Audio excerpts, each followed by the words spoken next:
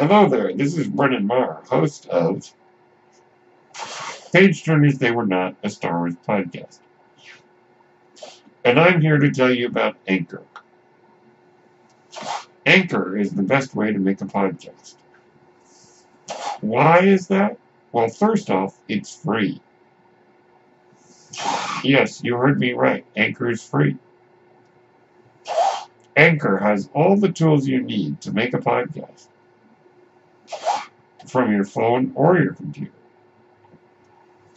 Anchor will distribute your podcast for you on various platforms, including Spotify and Apple Podcasts. You can make money from your podcast.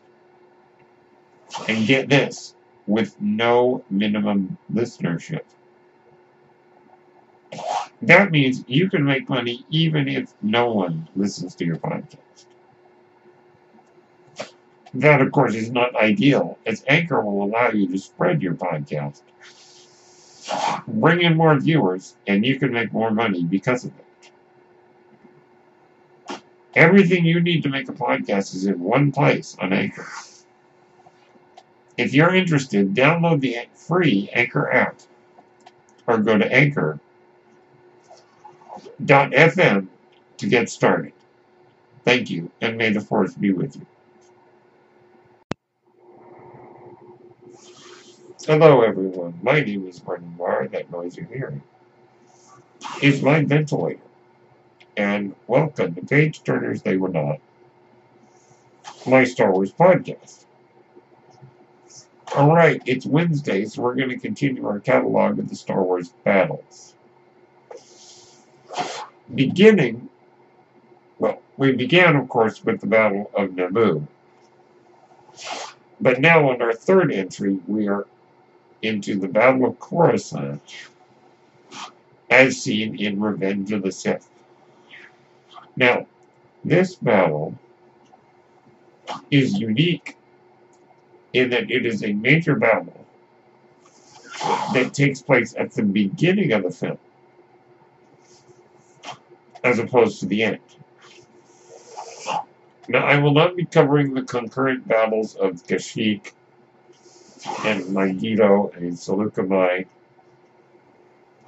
that occurred during Order 66, because that's like 5 or 6 battles going on.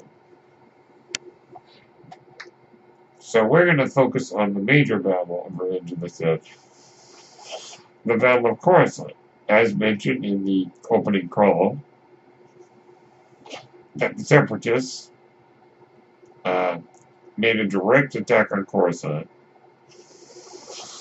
led by Count Dooku and General Grievous, and took Chancellor Palpatine hostage. Quote-unquote, took him hostage. This is a battle that I actually quite enjoy. I'll just say it right off the bat. So let's get into the specifics of the battle. Well, the movie opens with a great shot of panning down from the starfield to a shot of a Republic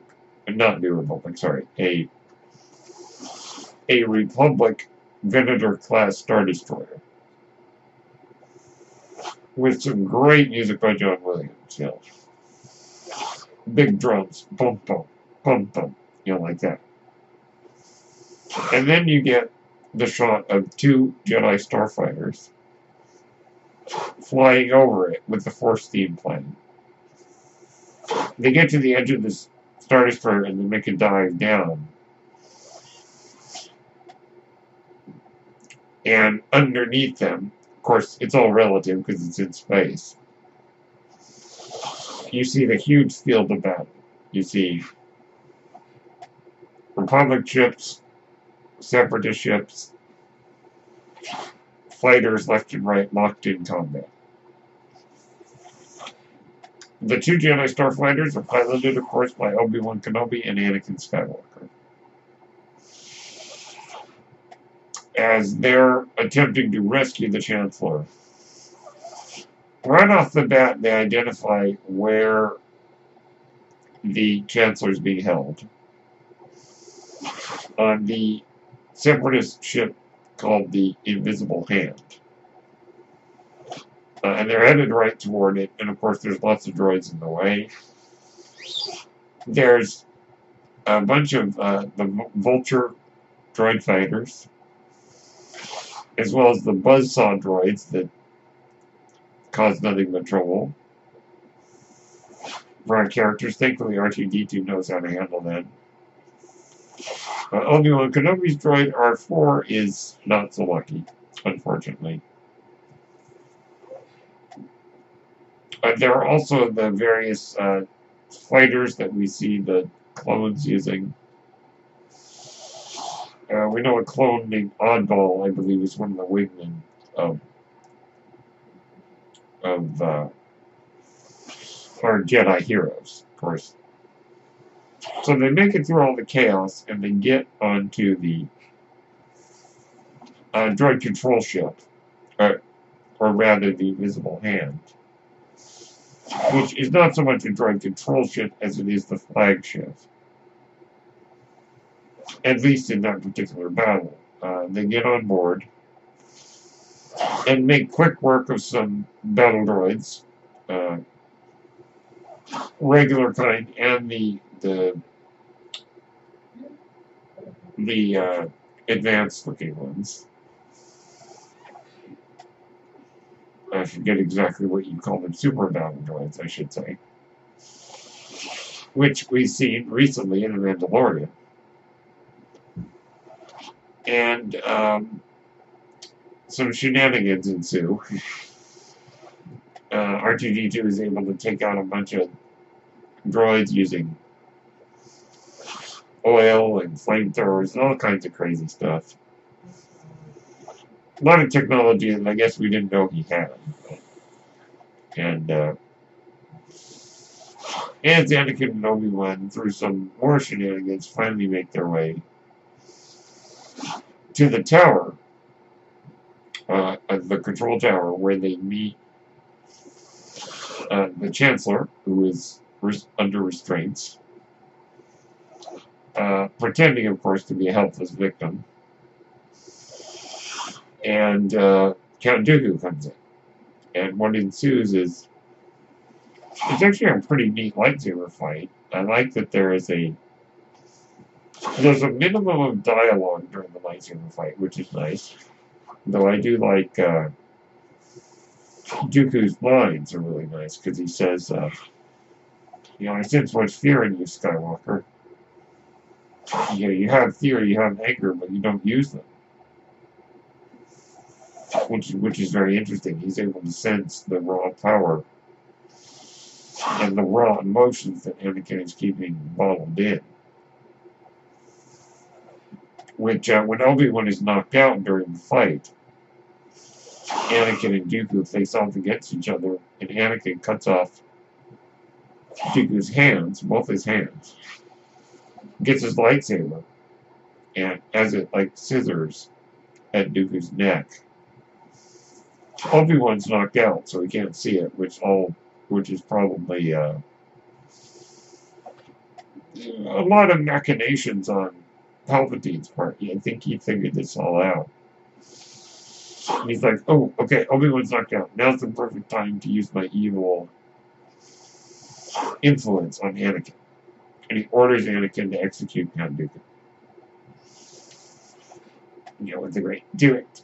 That line, do it. And Anakin, against his better judgment, beheads Count Dooku. That's the end of the Count. Who, quite frankly, is a great character, who I very much like. That's a moment when Anakin kills Dooku that I think I realized in that moment, I went, okay, this film is pretty good. I've got problems with the prequels, but I do like Phantom Menace and Revenge of the Sith. And this moment, the execution of Dooku, is one of the reasons. is one of the reasons why I like Revenge of the Sith. Because you're seeing some wonderful Machiavellian machinations from Palpatine. And then Anakin releases Palpatine. And they talk, and it's an interesting scene because Palpatine says, well, it starts out with Anakin saying, I shouldn't have done that. It's not the Jedi way. And Palpatine says, well, it's only natural. He cut off your arm. You wanted revenge. It wasn't the first time, Anakin. Remember what you told me about your mother and the Sand People? Now, I have always, or rather, I have come to believe that Palpatine may have been responsible for Shmi Skywalker's death. I have a theory that he was somehow involved in getting Shmi captured by the Tusken Raiders. Knowing what would happen, knowing that it would drive Anakin into a frenzy. So, the moment where they talk about it in Revenge of the Sith, I think, in my reading of that scene, opens the door that may be the subtext. The subtext being that Palpatine was responsible for Shmi's death. And using that as leverage on Anakin. It's certainly possible. And then, of course, the Anakin carries Obi-Wan, and even though Palpatine's like, leave him. And then they all go their merry way, and then more shenanigans ensue. I really, really like that Palpatine is acting so helpless. They're sliding down the elevator shaft as the ship starts to fall into the atmosphere, and Palpatine just acting like, oh, I can't do anything, Obviously he can, but he wants to keep that side of himself hidden. Then, of course, they're captured, unfortunately, and brought to General Grievous. Anakin has it well in hand, with getting R2-D2 to go berserk, thus distracting the droids. And they're able to make short work of the droids and try to take out General Grievous. But he manages to escape, because he gets kind of blown out a window. And since he's a cyborg, with very little organic left, he's able to survive the vacuum in space at least long enough to escape. Our heroes then realize their ship is crashing, and through some tricky maneuvering, manage to land it more or less safely on Coruscant, with Obi-Wan quipping another happy landing. There you go.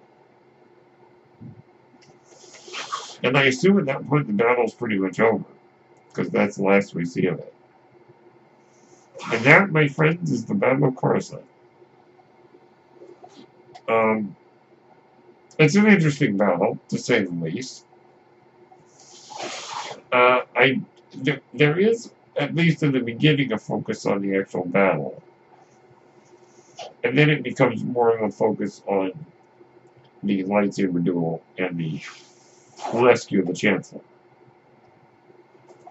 While the battle is still raging on the outside, we get a few shots of that. I actually kind of like this battle. I really do. I like, yes, it's a lot of CGI, but it works. It works very much.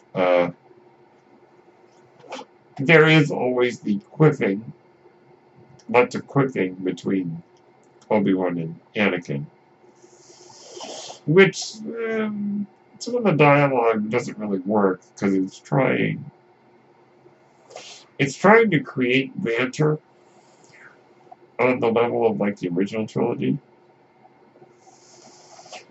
but it just feels a little bit lacking in the banter actually working. But, you know, I do enjoy the camaraderie between Anakin and Obi-Wan.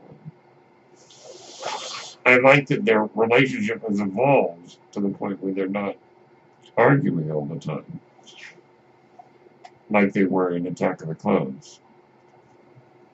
The Clone Wars animated series really does a good job in fleshing out their relationship and really making you see. And I think Revenge of the Sith also helps to see that they are friends, as Obi-Wan described to Luke. He was a good friend. It was nice to see that. My favorite part of the battle, of course, is the lightsaber fight. There's a great use of silence, which I really like. You notice that during about 2/3 of the lightsaber battle, there's no music. At least not until Dooku manages to take out Obi-Wan, not to knock him out. There's no music up to that point, and that's a brilliant choice on George Lucas's part. The dialogue I like with Count Dooku, I like because he's really got. I mean, Christopher Lee is a great actor, and sadly, no longer with us. And it's a good moment. There's some good lines, and I really do like the execution of Dooku, particularly when the Chancellor says, "Good, Anakin, good, kill him." And Dooku looks at him, and he's got that panic look on his face. And Palpatine's like, "Kill him now." And of course, we get the subtext there. That's a betrayal. Palpatine, as Darth Sidious, is Dooku's master. Dooku being the Sith Lord Darth Tyrannus. And that moment's a betrayal. The Sith like to betray each other. And it looks like Palpatine was going, okay, well, I got to get rid of this apprentice so that I can get a new one. And that new one, of course, is Darth Vader. So that look that Dooku gives to Palpatine is very much a, oh, wow, oh, man, you're going to kill me? Great. Dang it, I should have seen that coming. There's a lot of emotions there. But it's definitely the look of, don't do this to me. Don't betray me. I can't believe you're going to do this to me. Surprise. There's an element of fear and surprise. There's a lot there. And, Christopher Lee is a great actor, so even just his facial expression tells a story. And Anakin being convinced to do it by the Chancellor's power. Not that the Chancellor was using the Force on Anakin, but the Chancellor's power over Anakin. He's known him since he was a kid. Anakin trusts Palpatine. And, he's able to convince Anakin to do that. So, really, I love that. I absolutely love that. I love the betrayal of Dooku. I love that lightsaber fight. I love some of the subtext in the scene. The escape from the ship and the crash landing, it's okay. It's not my favorite part of the battle. The crash landing, it's a little weird, but okay. And some of the silly stuff with the droids, I mean, it's all part of the fun, I guess. But I do really like the battle overall.